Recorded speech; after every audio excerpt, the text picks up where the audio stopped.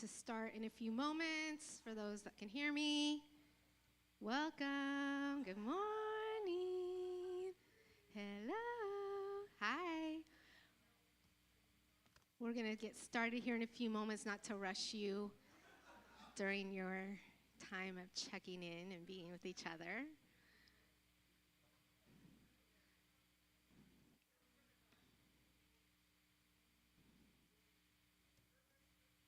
Welcome in. Hello. Good morning. For those that are joining us online, we're so glad you're here today. If you want, you can grab a candle. In a few moments, we're going to light a candle together. And you can also grab some elements to participate in communion with us at that time.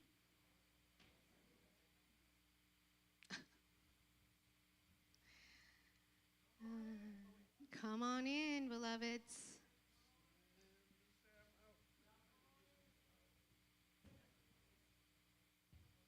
Welcome in, welcome in.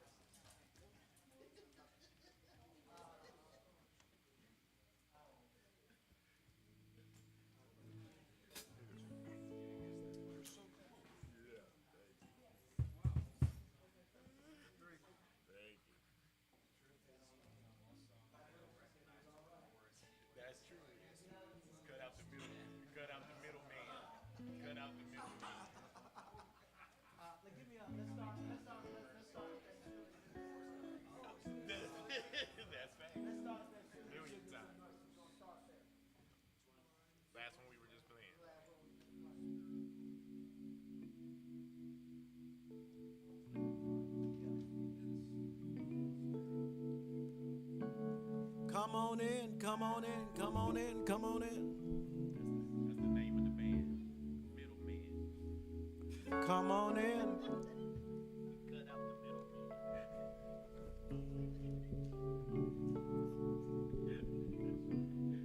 Why you call it that? You don't do it. Come on in, come on in.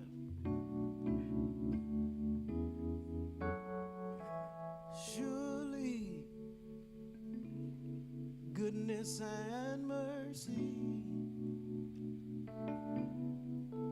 shall follow me all the days of my life. Surely goodness and mercy shall follow me all the days of my life. Surely goodness and mercy shall follow me all the days of my life. Surely goodness and mercy shall follow me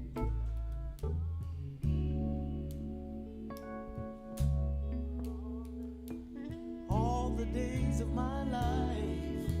Surely goodness and mercy shall follow me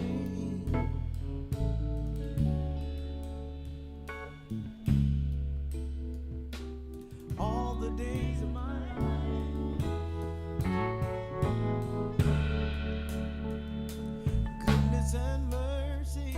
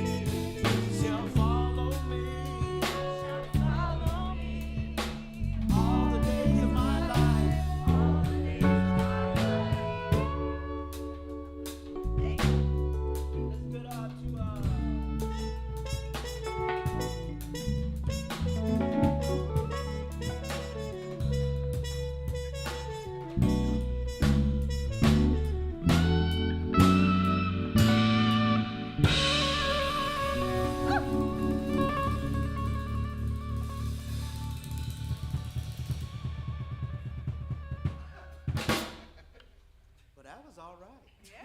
We found it. We found it. What is it? No, the other one. Spirit of the living God. Yeah, Spirit of the Living God. I know you evangelicals remember this, but we're going to pour some oil on it. Gonna fix it.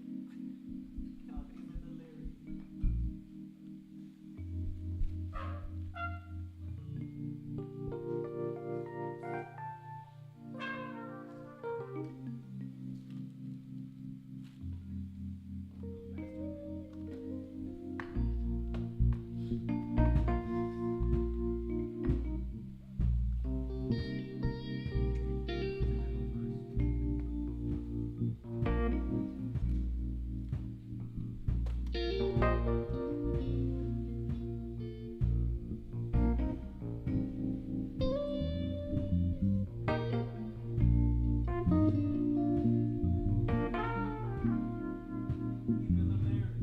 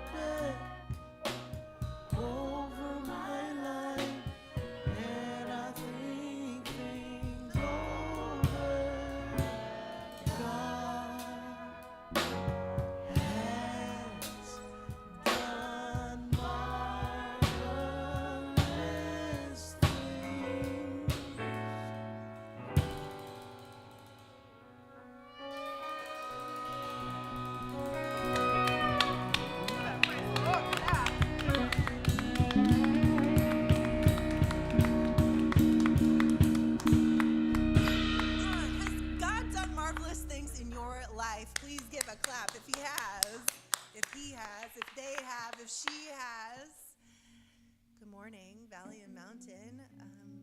My name is Beth. My pronouns are she, her. It's a privilege, an honor, a joy to welcome you into this space here this morning. If you're joining us here at the Rainier Arts Center, it's good to see you all. You survived 250. Raise your hand if you had complicated feelings this weekend. Hello. Maybe you didn't have complicated feelings. Maybe it was like pretty straight up, like, yeah, that's not for me. I'm assuming that we have like no diehard like patriots in the room. Maybe. Okay, sure. There you go. That's good. That's great. I mean, yes. Let's take that back. Let's take that back. We're gonna reclaim that word. Yeah. It was a week. Stirred up a lot of feelings for me about what it means to live here, what it means to be proud to live here. I grew up in a church where this Sunday there would be an American flag at the very front of the room that we would sing really patriotic songs. And I grew up having America and Christianity be really, really intertwined. And so this weekend for me has been really complicated to kind of dissect what does it mean to be a follower of Christ? What does it mean to be born in America? Because those are two different things, right? Those are two different things, very different things. And so what does it mean to live into both of those things faithfully, right? Because there's a lot of freedom that I get to have being born here, that I get to choose a lot of the ways that I get to live my life, but also understanding that there's a lot of brothers and sisters who've also been born here who don't get to choose. They don't really have the freedom to be who they want to be. And so just like wrestling with that tension of like, what does freedom actually mean? And when I sing songs, or I get excited when I hear songs that talk about freedom and liberty and love and all of those good things, we get really excited, but like, what does it actually mean if it's not for everyone? Right? Anyway, these are things that are on my mind this morning as I'm here to welcome you all. If you're new to Valley and Mountain, I want to give you a really warm welcome to this space. You are home here. You are free to move and celebrate however that looks, however it's coming up for you today. If you want to clap, if you want to dance, if you want to cry, all of it is welcome and accepted. Again, we're here just kind of figuring things out together. And so as we open up the space, I'm going to light a candle here that is a symbolic light of the divine that's always with us, that's joining us together, that binds us and holds us together. And if you're online joining us, I invite you to also light a candle to join us as we open up this space this morning. Welcome.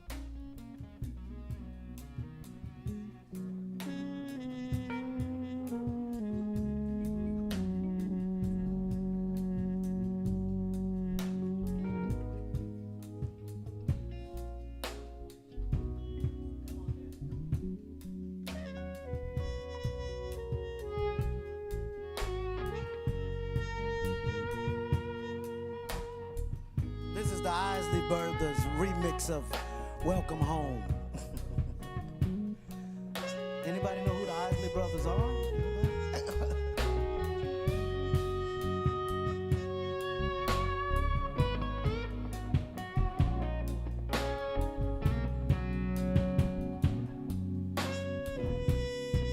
Here we go.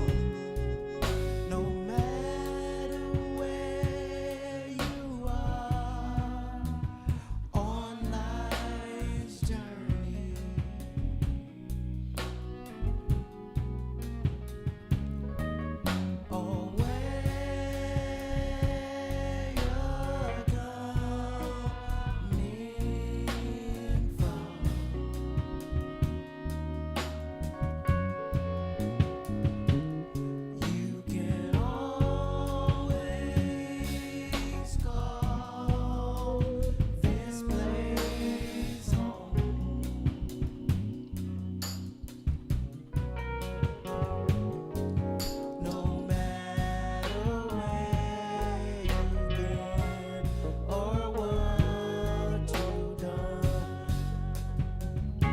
don't you go find somebody you don't know and tell them that.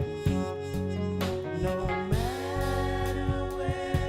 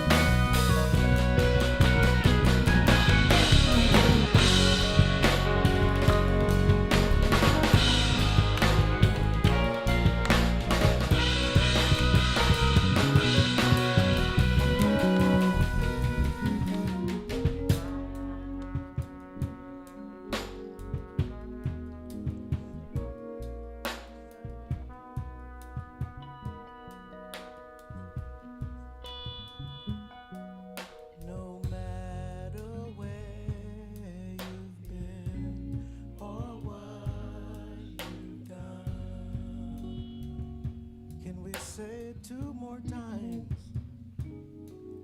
No matter where you've been or what you've done. Just say one more time. No matter where you've been or what you've done.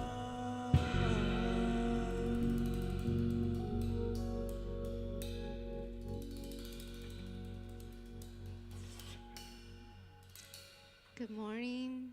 Good morning. Good morning, beloveds. It is so good to see all of your faces this morning, to be in space with you this morning. Thank you, Beth, for what you shared today. Yeah, that was really beautiful. Thank you. And My name is Dr. Dianza. I'm one of the pastors here. My pronouns are she, her, hers. And I'm just noticing, I don't know if this is true for you, but it's my truth right now. I need a moment to just drop in. I need a moment to just breathe and to be present and to listen. And so I invite you with me to just breathe. Just to allow yourself to take some nice deep breaths in, filling your lungs, your diaphragm, all the way to your belly feels full. Give yourself a moment, catch your breath, and when you're ready, exhale, release, let it go. Make space, make room for this moment, for you, for this connection as Spirit draws near this morning to each and every one of us.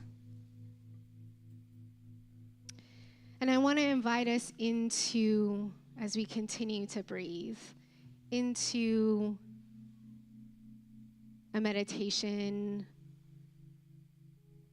around abundance. Because we are beginning a new series here at Valley Mountain called Sowing Seeds of Abundance. And some of the reason why we decided to entitle this series that and to continue building on what we have been building on in Pride is to tap in again to that sense of hope and possibility and to continue to build awareness about where abundance is and how abundance shows up in our lives and what it can look like in community. And so I want to invite you, as you continue to breathe, and bring to mind maybe a seed, just a small seed. Seems pretty simple. And I want to read to you this beautiful piece that Mick Summer wrote this week when they said, "Beloved community, as we honor the weeks following solstice and Pride, we celebrate that the summer is the season for growing things.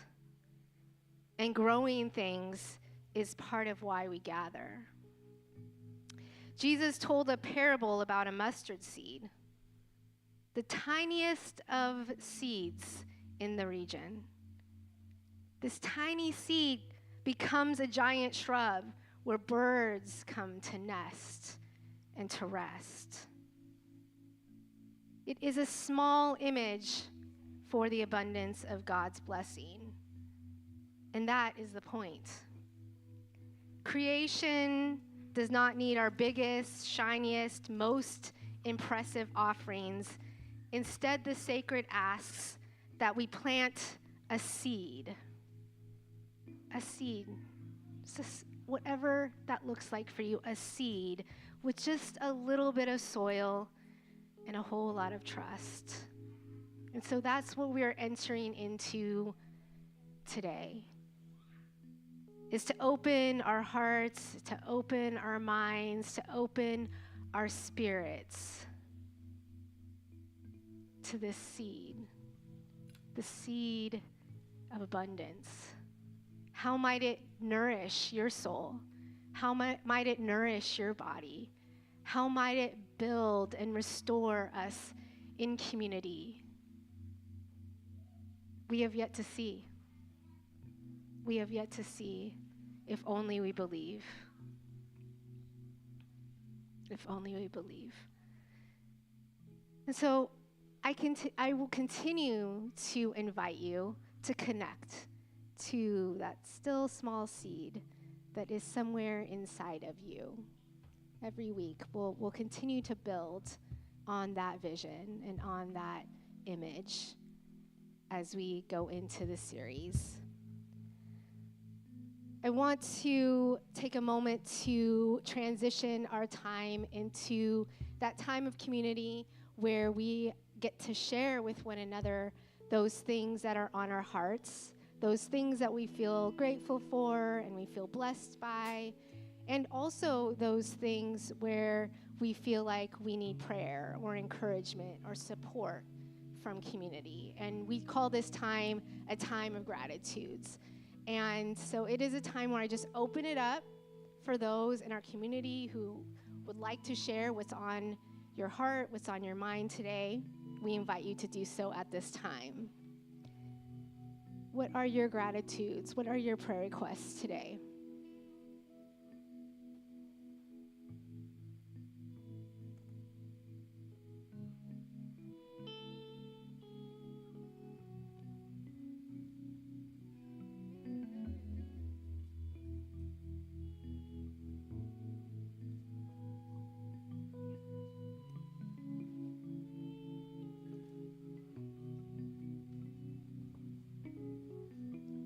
So this happens to me a lot, but I am particularly aware of it today.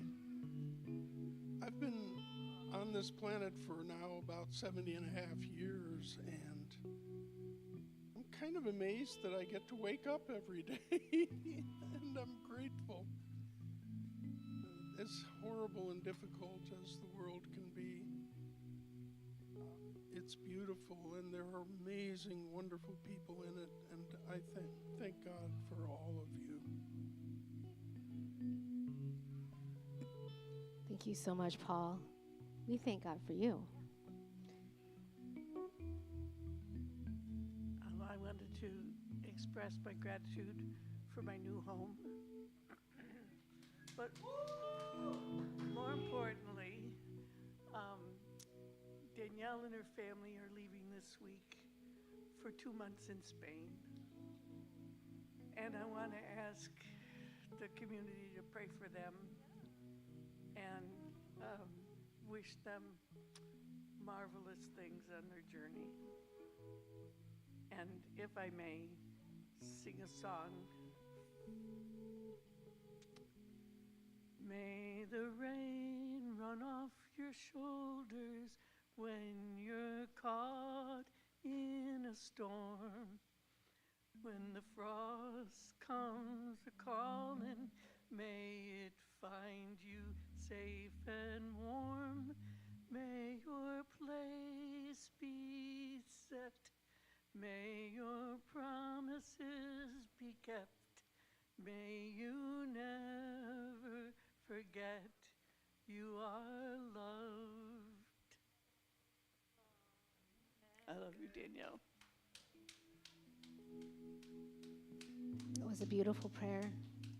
It was a beautiful prayer. We will be praying for you, Danielle, and for Ralphie, and Julian, and your partner as you make that trek. We can't wait to hear all about your adventures when you get back. Any others?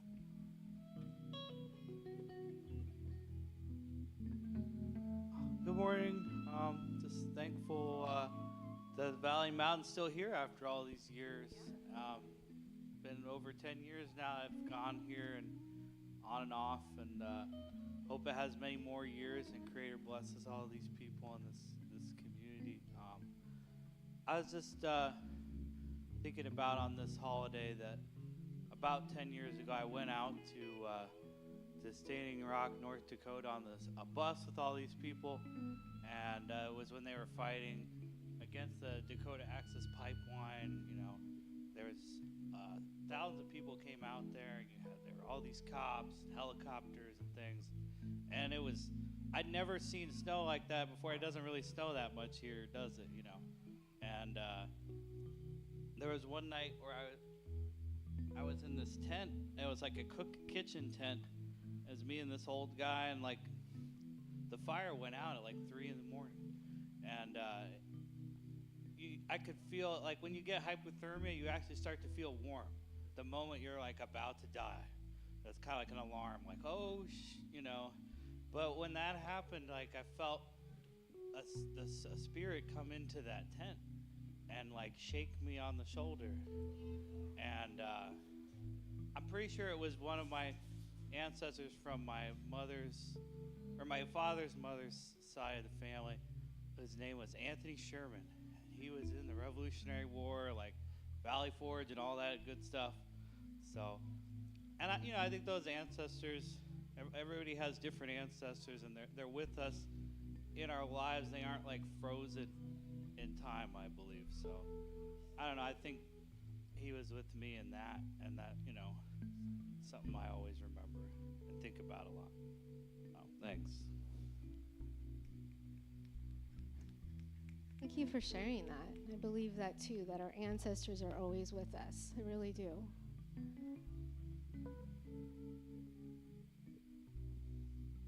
Hey everyone, my name is Burke, and this is Lucas. And I was just feeling grateful that my family figured out a good way to celebrate me on my birthday yesterday. Thank you. You may have noticed that yesterday was also the 4th of July. And like Beth talked about, I have some contradictory feelings about my birthday being on that day. But it was one of the things, so we went and jumped in the lake, which is one of my favorite things to do, and then we got back to our place in the afternoon, and we had the radio on, KEXP, and all of a sudden this DJ came on and was like, I just got a message from Krista, which Krista's my partner, and we want to celebrate Burke's birthday today, and mentioned that it was my 50th birthday yesterday. And if you do the math, that means that I was born on the 200th birthday of this country. And so Troy, the DJ, told the story of how I was set to be, this is according to my mom at least, I was set to be the bicentennial baby in Seattle, like all the TV cameras or whatever. Newspapers were there. They were going to have like the bicentennial baby on the front of the newspaper and everything. Unfortunately, I was born a few minutes too late, and some other baby snuck in there instead of me. So, yeah, I know, I got robbed. My daughter Ida was saying yesterday, I wonder, Daddy, what would have happened if you had been the bicentennial baby? Who knows? But it was fun to have that story. And then Krista requested for me, and they played on the air, one of my favorite anti-imperialist rock songs, Rage Against the Machine's Bulls on Parade. And I proceeded to headbang with Lucas as they played it. So I couldn't have really asked for a better birthday present than that. And so I just wanted to give a shout out to Lucas, whose idea it was, and Krista, who sent in the comment. That's so awesome.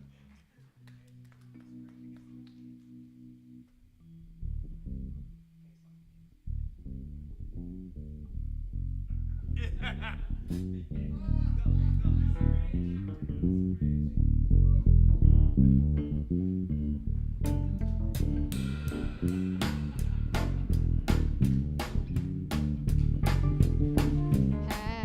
birthday.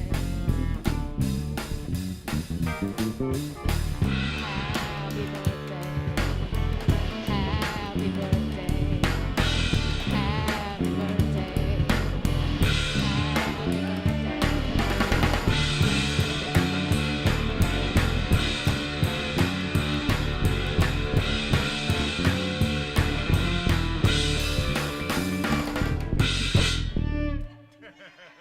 Woo!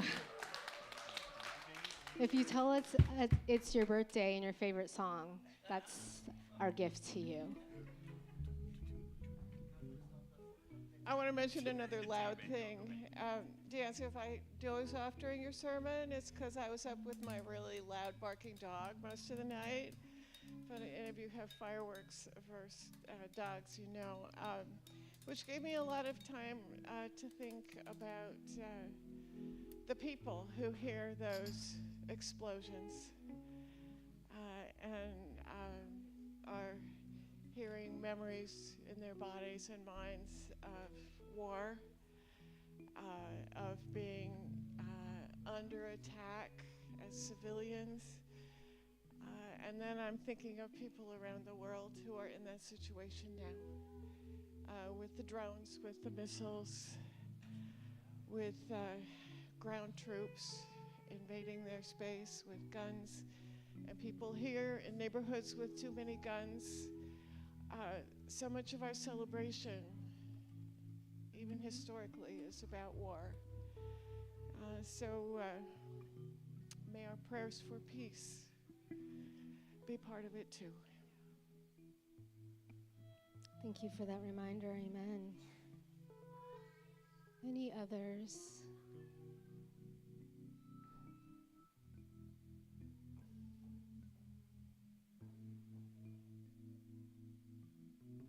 I'm celebrating this week. This is Summer. Hi. I'm celebrating this week. I got to fly home, to my brother's home in Montana Basin and celebrate that my sister-in-law gave birth to my second niece, their second daughter. So Charlotte Lilac was born on Sunday at 5:37 a.m. And she's perfect and so cute. I got to hold her and kiss her, and my older niece, Elizabeth Petunia, and it was so fun and so sweet to be with my family this week and just like love up on my nieces. And my baby brother, I got to see my older niece become a big sister, and I kept saying, "Your daddy's my little brother, I'm a big sister." And she was like, "Okay, well, I'm Goofy," and because her favorite movie right now is the Goofy movie, so 2-year-olds, it was so exciting and so sweet. I'm glad to be home, and so happy that I got to celebrate life this week. So wonderful and exciting, Summer. She's so cute. If you get a chance, you gotta check out the pictures. Any others before?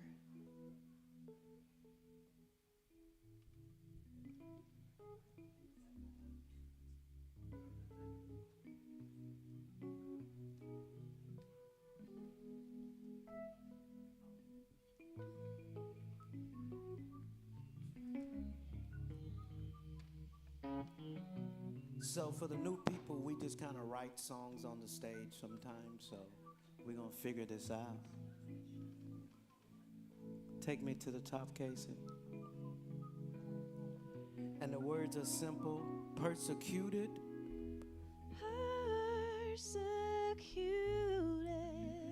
but not forsaken, cast down, but you're not out.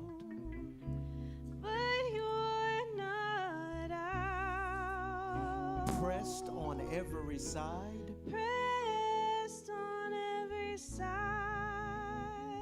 but you're never alone. 'Cause no weapon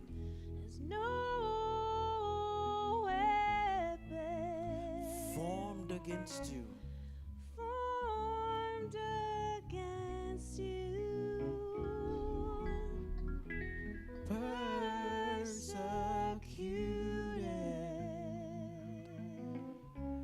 but not forsaken, cast down,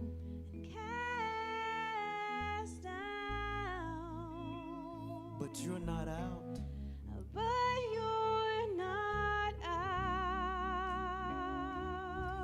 Pressed on every side, but you're never alone. 'Cause no weapon formed against you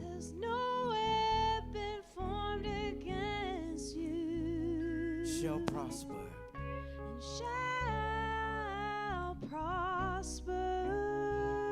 No weapon formed against you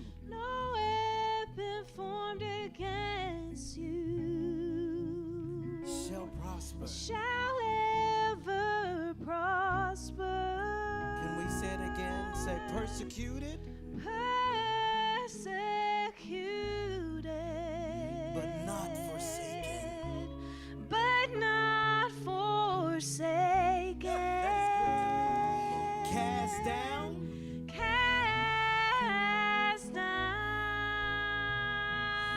but you're not out.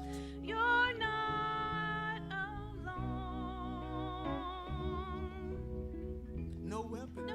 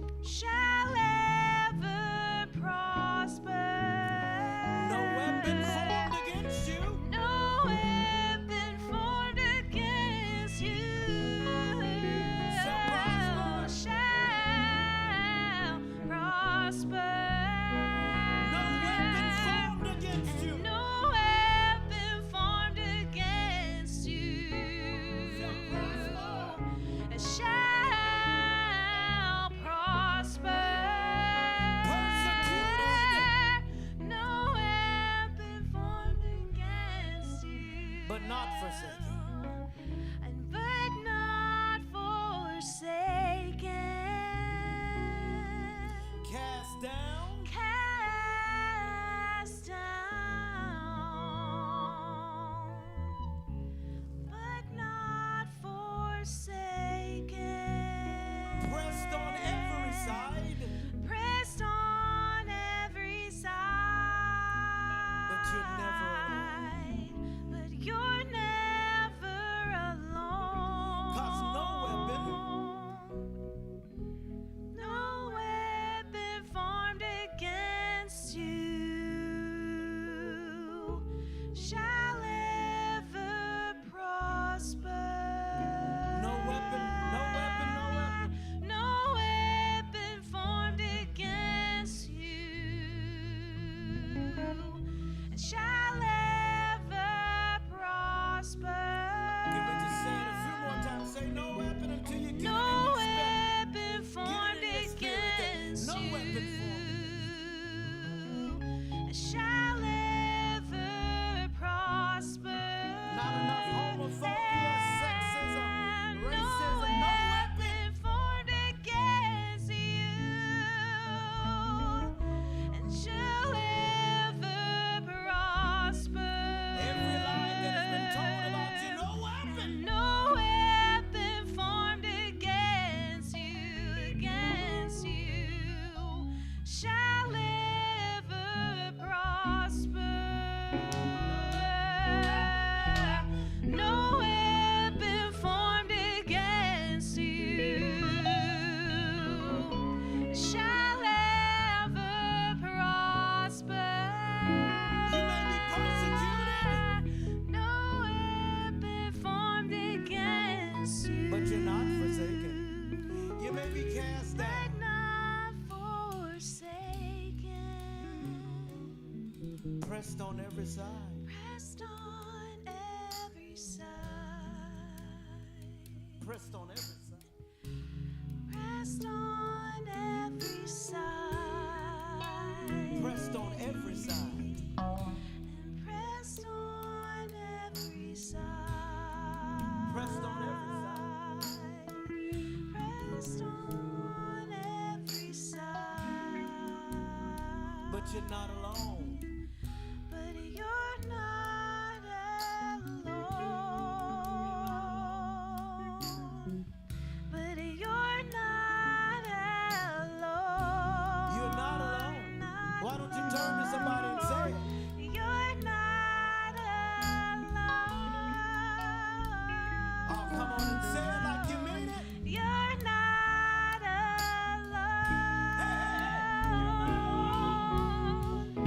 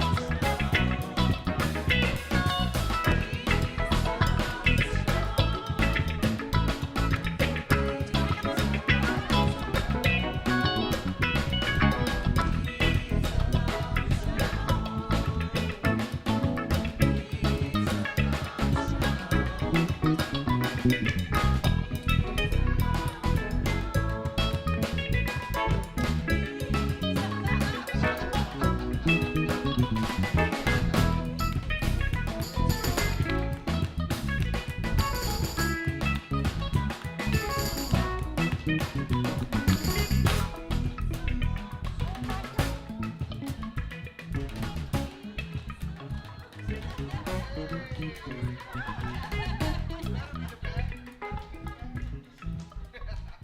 expecting that.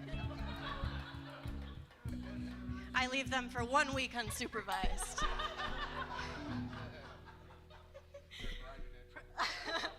Month is over and the heterosexuals are back to it.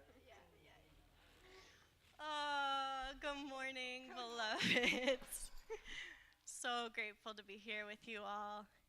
The youth are enjoying looking at the outside. We're going to spend some time playing out there today. But this series, from July through September, we're going to celebrate sowing seeds of abundance. And I am so excited to talk about sowing seeds together.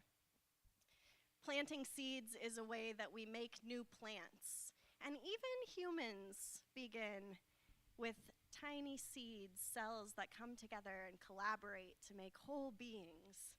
And so, in order for seeds to grow, they need to move from one plant to another. And a part of that movement is what we'll be celebrating and exploring as we're outside with the youth this season. So some plants, they travel on seeds through the wind, and some plants travel with animals, and some seeds move through the water, and some seeds are bursting, and some of them stick on human beings and get to move all around. So we'll be exploring ways to find seeds. We will be looking for seeds metaphorically and in real life. And we hope that you join us this season, all of you of all ages, as we're doing that. One of the ways that you can get into exploring seeds this season is by going to your public library. The library always has lots of activities for youth. You'll see the reading sheets, which you can bring your reading sheet to the library and get cool prizes, but also, if you remember, we'll be having a pizza party if you add theology books to your reading list. There's also activities that the library is offering this summer that include lots of ways to be outdoors, to explore, and so all of us of all ages will explore these planting seeds with our actions, with our words, and literally with our plants outside. Thanks for being here. I'm excited to celebrate with you all, and I'm going to go see what's going on outside now. Enjoy the sermon with Reverend Dr. Dianza, and I'll see you when we get back.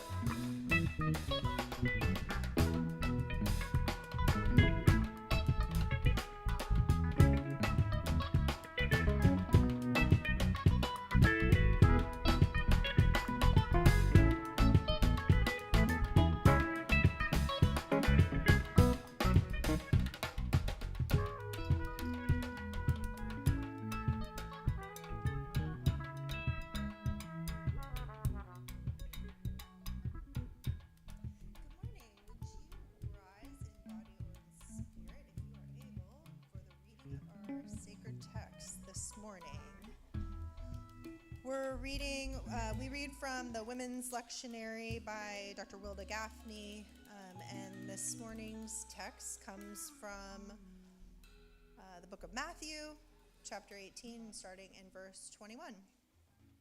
Peter came and said to Jesus, "Rabbi, if a sister or brother sins against me, how often should I forgive? Up to 7 times?" Jesus said to him, "Not 7 times, but I tell you 77 times. For this reason, the realm of heaven may be compared to a human ruler who wished to settle matters with their enslaved debtors. When the settlement began, one who owed 10,000 talents was brought forward. Since that one could not pay, the ruler ordered that the enslaved person be sold, together with spouse and children and every possession, and thus to pay. So falling and kneeling before the ruler, the enslaved debtor said, 'Have patience with me, and I will pay you everything.' And out of compassion, the lord of that enslaved person released that one and forgave the debt. But that same enslaved person who was owed 100 denarii by another enslaved person, upon going out, came upon the debtor and seizing that one by the throat, he said, "Pay what you owe." Then the indebted slave fell down and pled, "Have patience with me, and I will pay you." But the other enslaved person was not willing and went and threw the debtor into prison until the debt was paid. When those who were also enslaved saw what had happened, they were greatly distressed, and they went and reported to their lord all that had taken place. Then the Lord summoned the one whose debt was forgiven, saying, "You wicked slave, I forgave all that debt because you pleaded with me. Should you not have had mercy on your fellow slave, as I had mercy on you?" And in anger, the Lord handed that one over to be tortured until the entire debt could be paid. So my heavenly Abba will do to every one of you if you do not forgive your sister or your brother from your heart. The word of God for the people of God.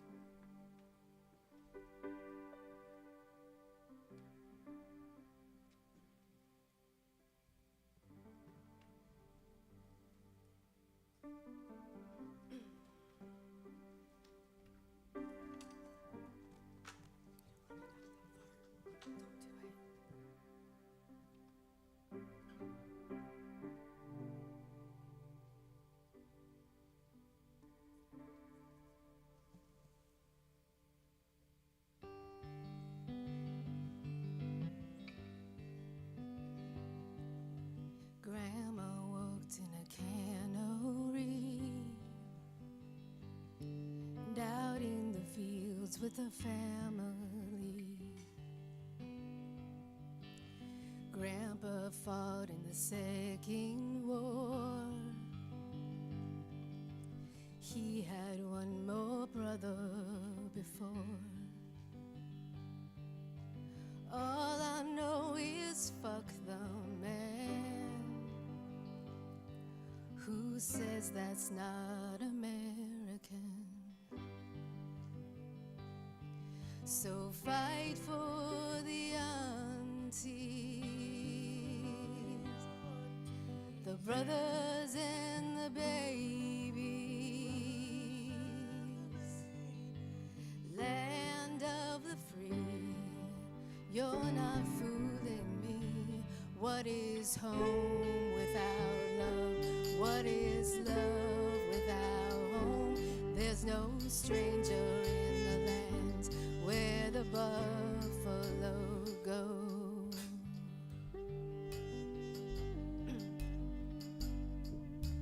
Grandma got her associate's degree, moved in with him near Texas City. His twin brothers worked on that ship the day the explosion hit. All I know is fuck the man who says that's not American. So fight for the aunties, the brothers and the babies. Land of the free, you're not fooling me. What is home without love? What is love without home? They can't say you don't belong when it was stolen long ago. There's no stranger in the land where the buffalo go.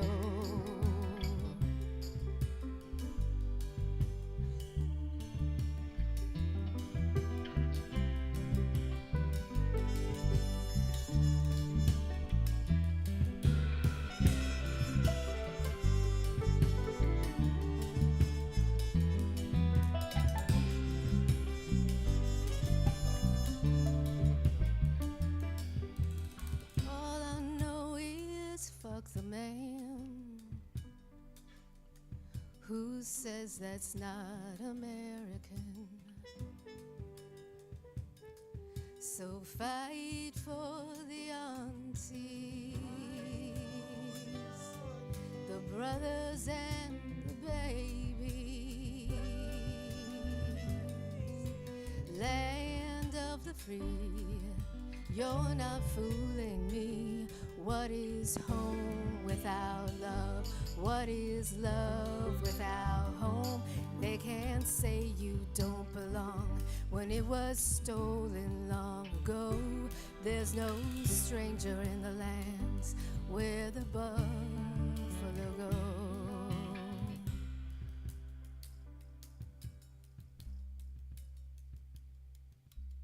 All I know is fuck the man.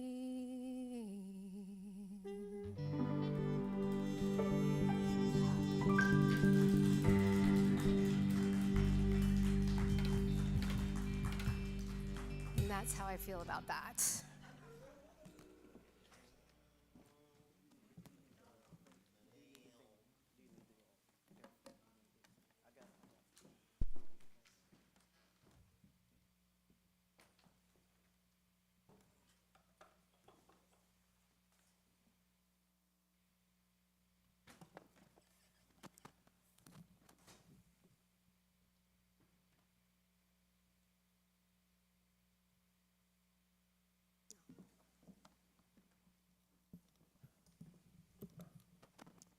Interestingly enough, brother, that song is called, what is it called?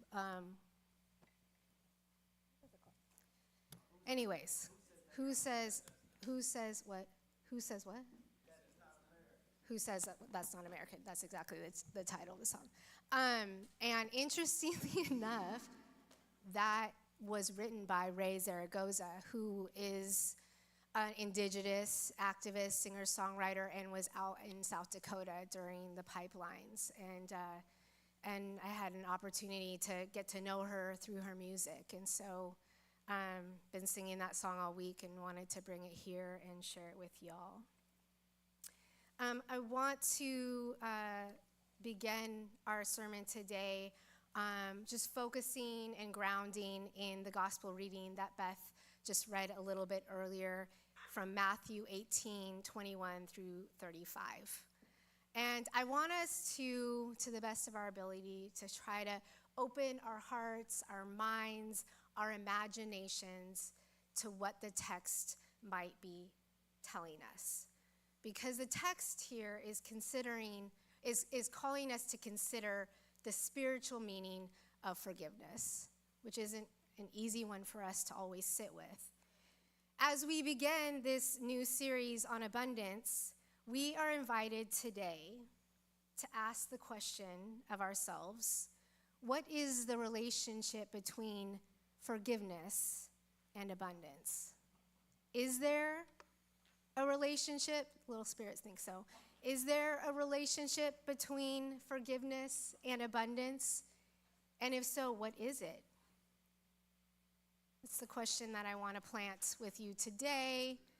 Little Spirit has the zoomies, he's bringing the energy. You know what I'm saying? That's what I needed, Little Spirit.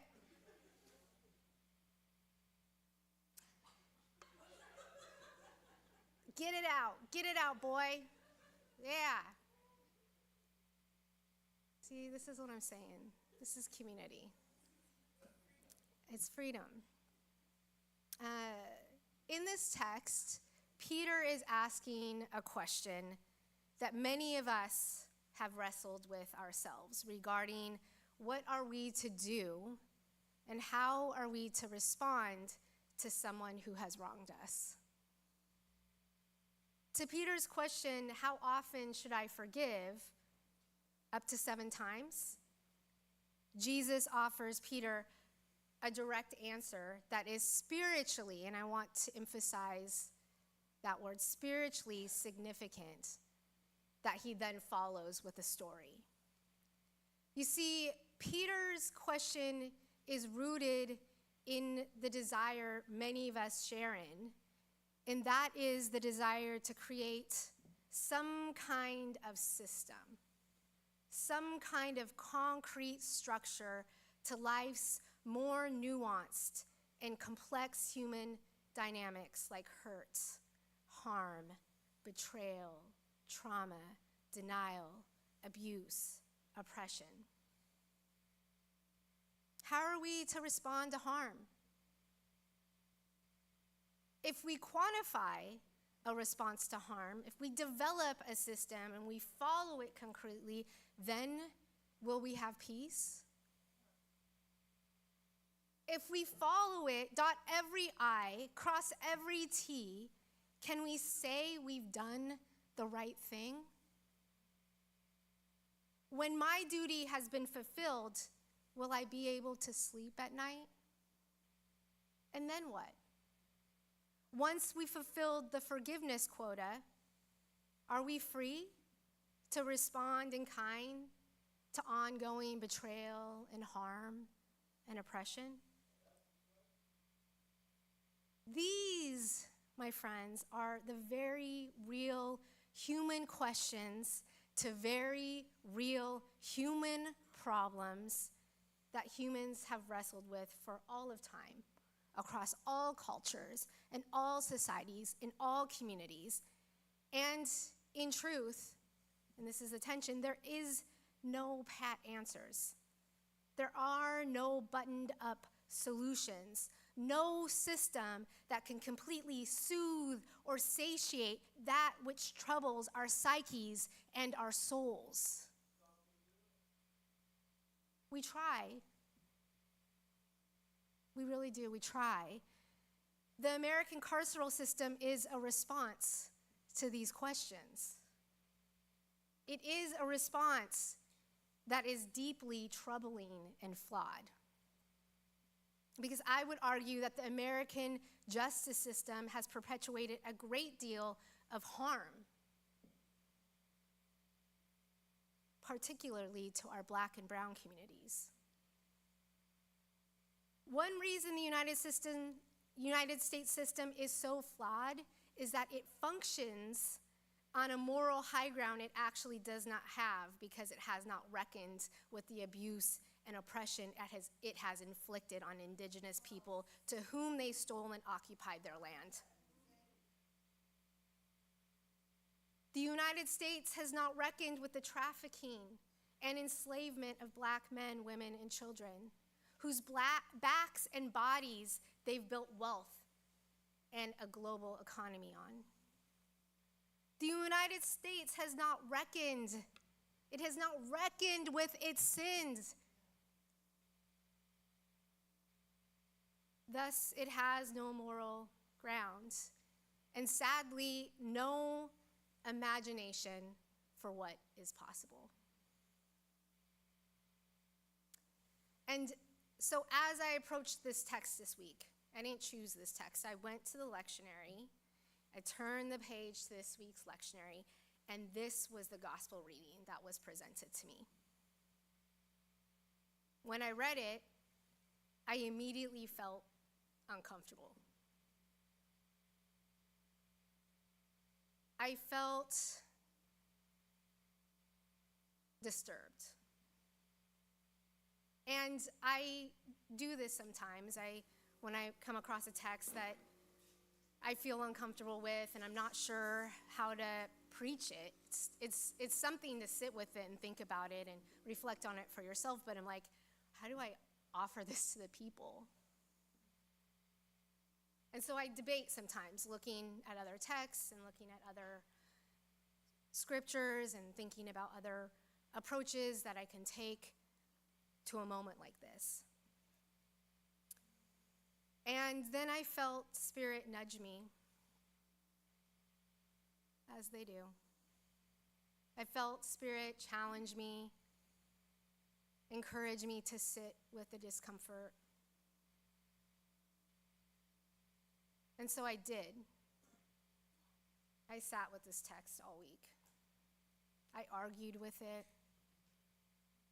I wrestled with it. I told it I didn't like it. I told it why. I told it what I felt the problem was with the text. And as I continued to wrestle and to sit with the text and to actually engage it from my core. I began to discover a wound that was below the surface. The reason why I am uncomfortable with this text, and particularly with talking and preaching about forgiveness in a church setting, is because the conversation on forgiveness, in my opinion, has been done so poorly in the church. I don't mean to harp on it for too long, but to give you an understanding of where I'm going, I want to share what I mean when I say that I think it's been done so poorly, and that it has even harmed folks while teaching on the topic of forgiveness. This very text I've seen, I've experienced, I've witnessed, has often been used and weaponized to tell people that have been harmed, that it is their spiritual obligation, their spiritual duty to forgive those that have abused and harmed them. This text here has been used against marginalized people, against black and brown people, against women, against queer folk. I have actually seen and witnessed and experienced for myself and heard from other women who have received counsel from their pastors or their church that told them that it was their duty to forgive their husbands who were beating them senseless. And it was their duty because it was their responsibility to maintain the family, to keep the family together. I have seen, I have heard, I have witnessed, I have experienced, and I'm sure many of you have as well, stories of survivors in the church who've survived sexual assault and are told by their pastor, by their youth group pastor, by their priest, by some spiritual guide, by their family in the church, from whoever within the church, saying that they must forgive the pastor or priest who sexually abused them in order for them to find peace. This is what I'm very uncomfortable about, you see, because this is a deeply flawed response. For one reason, it doesn't address the abuse or the abuser, and often it furthers the harm by protecting the abuser in the system. And so when I sat with that, I was like, church, we gotta do better. We can do better. We gotta do better. There's a better answer to this. Can we not sit with people in their suffering? Can we not just be and sit and hold and tend?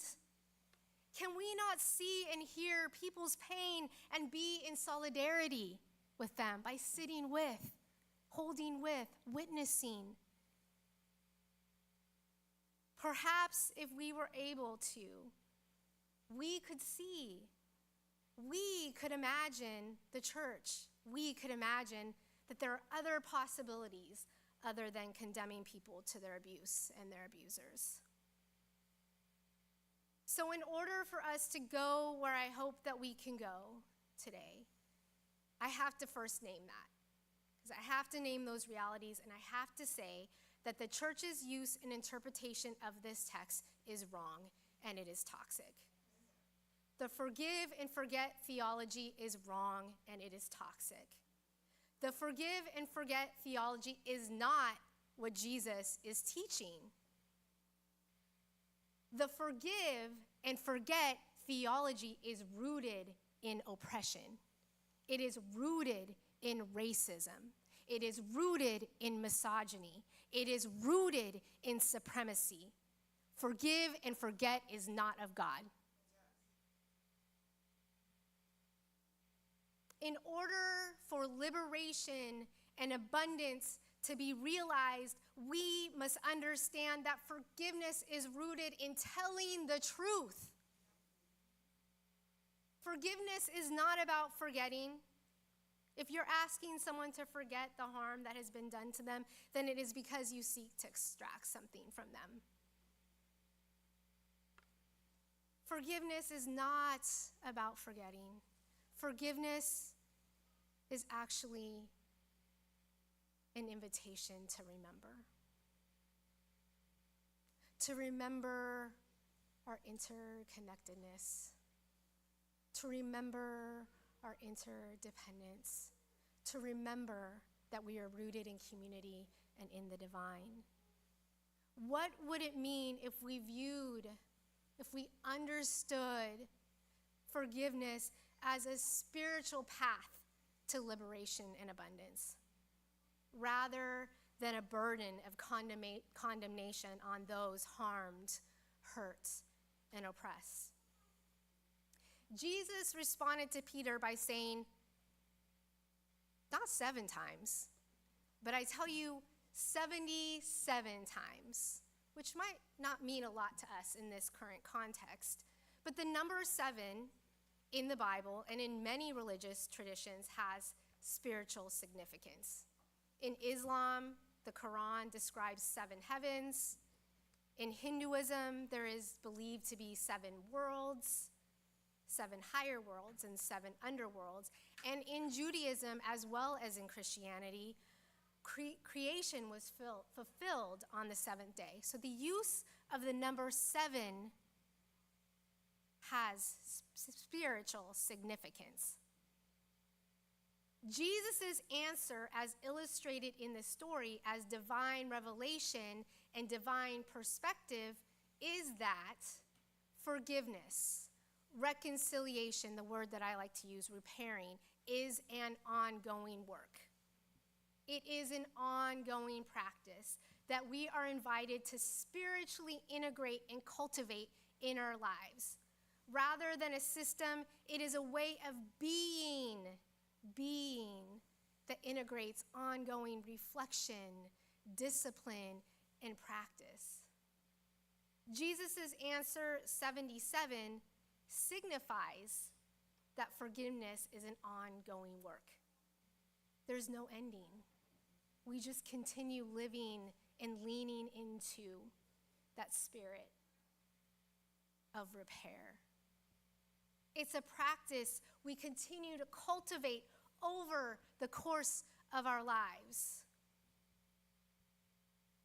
Forgiveness is meant to be a practice, a process, a journey through time and space as a way of being. This is very different than how a lot of us have learned about forgiveness, as though forgiveness is a kind of checklist of behaviors that we can just check off and put aside. In Jesus' story, Jesus is calling out an unjust system that is crushing the lives and livelihoods of the working people. You hear me? That's what's in this story. In this system, when one person in the family, likely the male figure of the family, when this person becomes indebted in a system, by the way, a system that is set up for him to be no other way but to be indebted, then not only is that person punished by the system, his entire family, wife, children, grandchildren, are also punished. That means that in this unjust economic structure, not only is it damn near impossible to take care of your children, your family will bear the brunt of this burden for generation after generation after generation to come. Sound familiar? In Jesus' story, forgiveness is a form of resistance to participating in the empire's dehumanizing system. That's what's in this story. In Jesus' story, forgiveness is a way. It is a way of being in relationship with God, with ourselves, with one another that is rooted in shalom. Jesus' teaching on forgiveness, if we can wrap our minds around it, is really a resource to help us resist empire, as well as to reconstruct a new world, a world where there is equity that ensures that everyone has the opportunity to thrive and not just survive. This is a divine vision of abundance. Forgiveness, we know, was an important work to Jesus. He talks about it throughout his teachings. He emphasized it at the very beginning of his ministry, and he literally uttered forgiveness as some of his last words at his death. It was an important work of Jesus because the way I envision it is it's a kind of spiritual portal that allows us to be connected to God and to one another. At the beginning of his ministry, Jesus teaches that forgiveness is a foundational part of relationship with God and with one another. He teaches that through the way he teaches us how to pray when he says, "Forgive us our trespasses as we forgive those that trespass against us." What he's teaching us there is that there must be acknowledgement that harm is part of our lives, that harm is part of our human condition, and that we need God's strength and wisdom to break these patterns. In other words, repairing is a part of a process of building healthy, open, kind, loving relationships with God and community through confession and acknowledgement. At the end of Jesus' life, in response to being beaten, spit on, stripped, humiliated, tortured, left to die, Jesus cried out, "Father, forgive them." Even here in Jesus' human suffering, he is still holding to the possibility of repair, of a way forward. This is not to say, this is not an example, and this is not to say that we excuse abuse, that we excuse oppression. We have to name those things. And we have to take account of those things. But perhaps through Jesus' example and teachings, it's a way for us to understand forgiveness as an invitation, a way for us to be with one another and to build the community that we believe to be true, the community where liberation and abundance reigns, where truth can be told without punishment, but received with understanding and acceptance. In this spirit, what if forgiveness was meant to be a gift? Not a spiritual bypassing to suffering and pain, but a gift for healing, an offering to heal those deep wounds in our own souls so that we might extend that healing power to the world and to our collective. Forgiveness offers us a vision of what is possible in our collective as we seek to build safe, just-filled, inclusive, and loving communities. And it also is a gift and an offering for each one of us individually. And this is what I really want to emphasize, as the work of forgiveness is a spiritually intimate, personal work. It's between you, yourself, and your God. It's partly why I have such trouble with systems and pastors and churches and leaders telling other people to forgive so flippantly, so quickly, because it is really meant to be something that people work out and wrestle with in their own spirit. You know the things you've been through. You know the things that you're holding in your heart. You know the things that you need. And you know how to ask God for his mercy, for their mercy, for their strength for their wisdom. And so I invite you to also be reminded that forgiveness is a gift in our own personal work. It is a container to wrestle with and to create meaning in, and it is a process. It is a journey between you, yourself, and your God. It is not meant to hold you down or condemn you. And as I was remembering that, I was struck by these words, Jesus' words, that he said that he has come to give life and a life more abundantly. That's what the spiritual cultivation of forgiveness is in our life. It is a resource that we might have life and life more abundantly. Amen. All I know is fuck the man.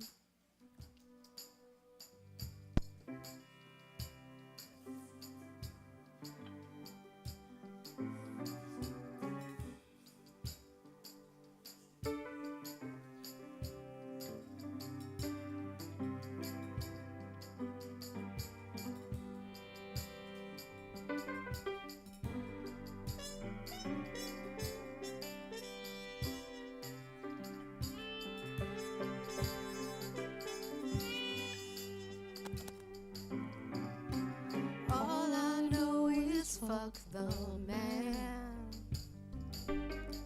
who says that's not American. So fight for the auntie, Fight for the auntie, the brothers and the babies, brothers and the babies. land of the free. You're not fooling me. What is home without love? What is love without home? You can't say they don't belong when it was stolen long ago. There's no stranger in the land where the buffalo roam. There's no stranger in the land where the buffalo go.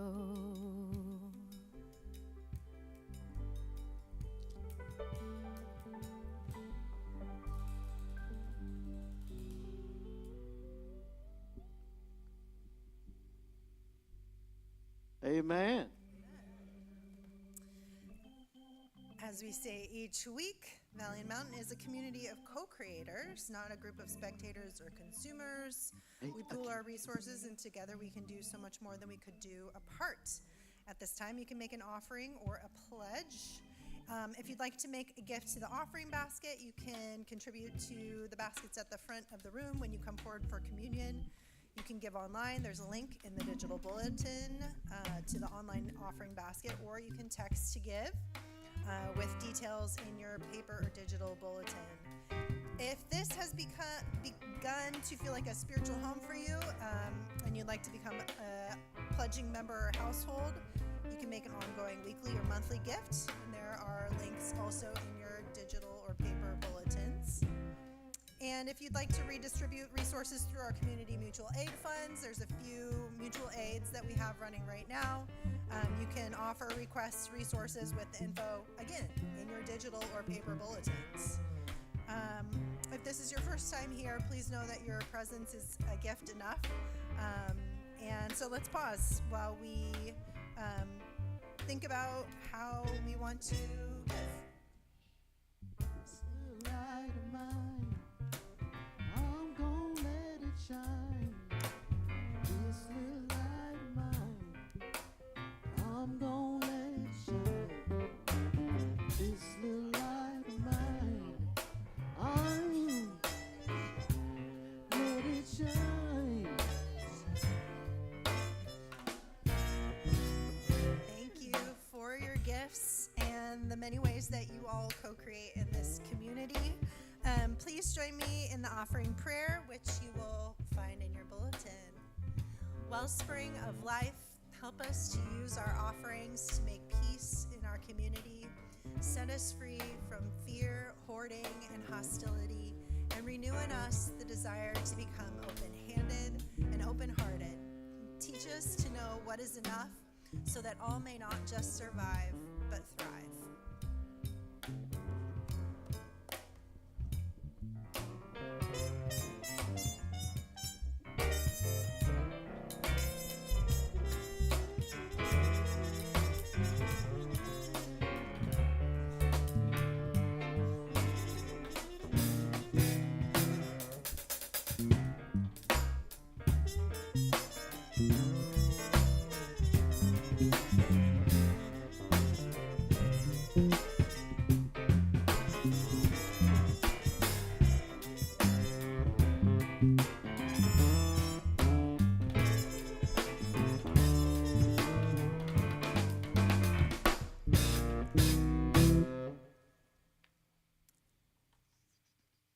We're going to transition to that time where we gather around this table for communion.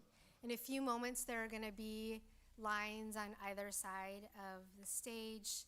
We offer gluten-free crackers and grape juice, and we invite you to come forward as you feel prompted to do so. If you'd like to be served at your seat, just raise your hand and someone will come by and serve you there. But before we have communion, we get to hear a story.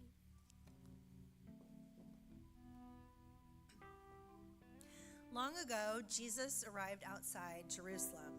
The occupied people of the land went outside to greet him, and together they defied the emperor through the art of revolutionary street theater.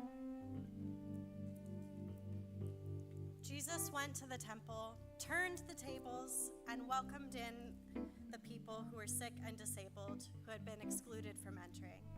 They came to the center, their voices were heard, and it was a holy place.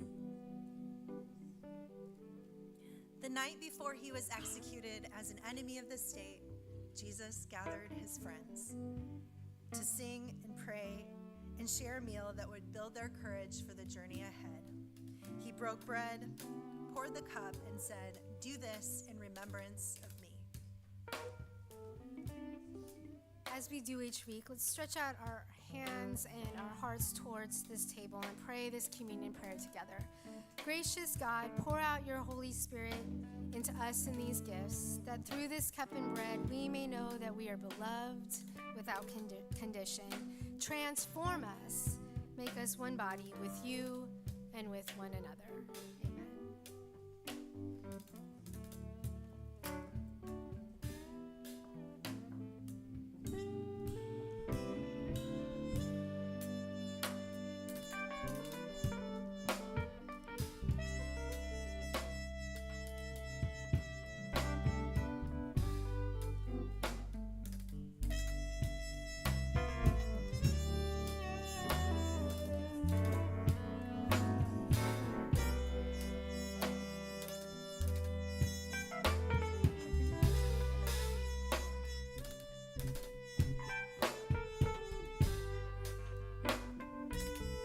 Come where the table is spread and all are welcome. Come.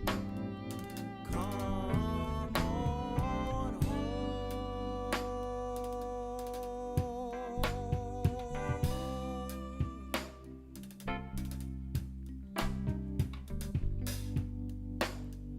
Home to me. And I will hold you in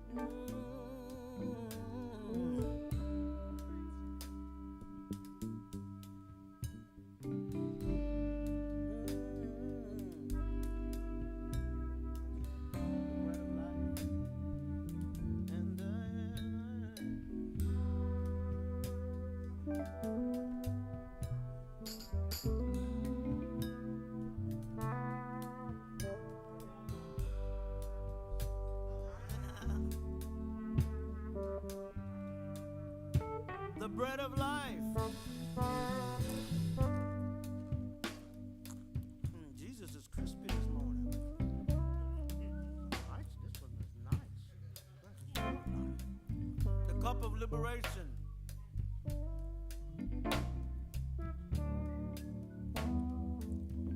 And I will.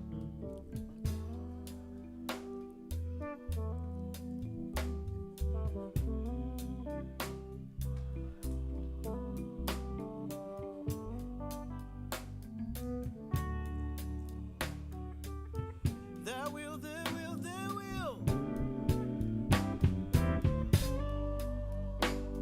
Oh, I always be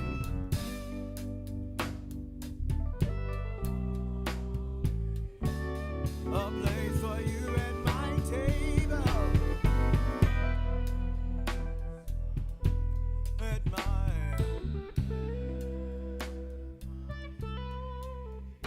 return.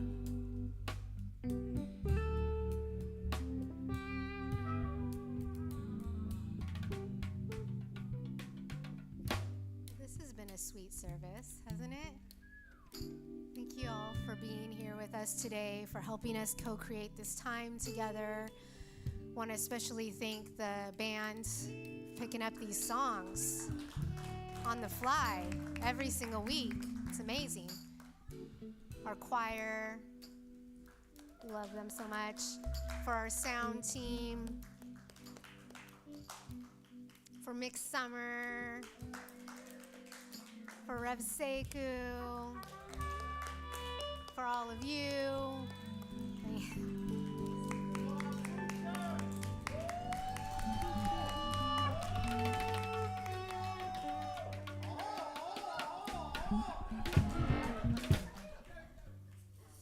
That was exciting. We do need some help with some cleanup after service. So if you're interested, just raise your hand. We need 4 or 5 people to help us. We got 1. What 2? Any others? Sure. We'll meet in the back. And any announcements that you have? There's sign-up sheets for programs and for volunteering on the back table. It's not to lock you into a date, but to let us know you're interested. So if you could take a colored pencil, write your name and your email or your phone number on that sheet for us, we can get connected. There's also a few other announcements. We're continuing to meet at 8 a.m. on Saturdays for our scripture study. It's been a lot of fun. We had a great conversation about the book of Samuel this weekend. I enjoyed it. I think we all did. And I'm grateful for each of you. We also are gathering for Haley and Brad this upcoming next Friday. And we will be, we will either be at Seward Park or Martha Washington Park, so pay attention next week. We'll let you know where we're at. But at 6 p.m. outdoors, we're going to do a birth story sharing circle. We're going to honor the new parents and celebrate the babies, so stay tuned for that too. Any other announcements in the room?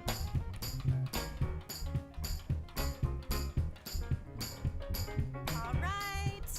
Well, enjoy this week, y'all.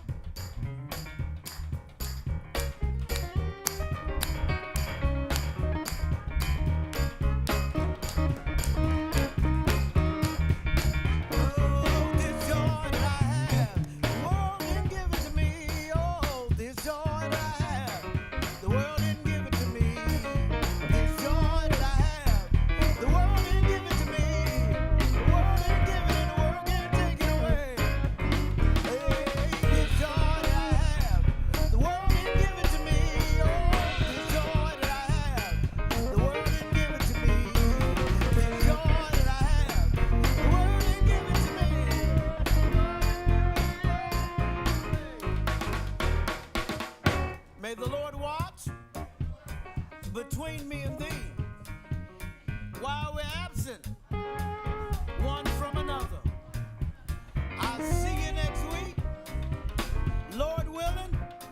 and the creek don't rise.